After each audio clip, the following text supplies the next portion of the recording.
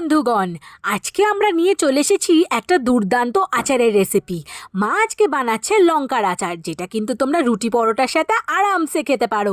আর এটা খেতেও হয় খুব সুস্বাদু, তৈরিও হয়ে যায় ঝটপট। তো চলো দেখে নিই মা এটা কী করে করছে। লঙ্কার আচারের জন্য প্রথমে লঙ্কাগুলোকে ভালো করে একটু রোদে শুকিয়ে নিয়েছে। তারপর গোটা জিরে, কালো শস্য, ধনে আর পাঁচফোড়নটাকে একটু ড্রাই রোস্ট করে নিল। হাতে ভালো করে তেল মেখে লঙ্কার বোটাগুলোকে কিন্তু ভালো করে ছাড়িয়ে নিল।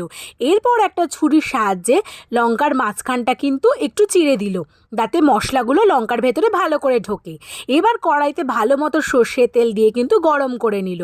ভালো করে মশলাগুলোকে শিলনোড়ায় বেটে নিল। গরম করে তেল যেটা রাখা হয়েছে সেটা একটা পাত্রে নিয়ে নেওয়া হলো। তার মধ্যে নুন, হলুদ, লঙ্কার গুঁড়ো, একটু মিষ্টি আর ভাজা মশলাটা দিয়ে ভালো করে মিক্স করে নেওয়া হলো।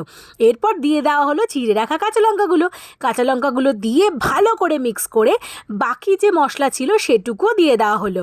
এর মধ্যে দিয়ে দেওয়া হলো একটু ভিনিগার, সেটা টেস্টের জন্য। আর ভিনিগার দিলে লঙ্কাগুলো অনেক দিন তোমরা স্টোর করেও রাখতে পারবে। একটা জারের মধ্যে ভরলেই কিন্তু আমাদের লঙ্কার আচার একদম রেডি। কমেন্টে জানাবে কেমন লাগলো।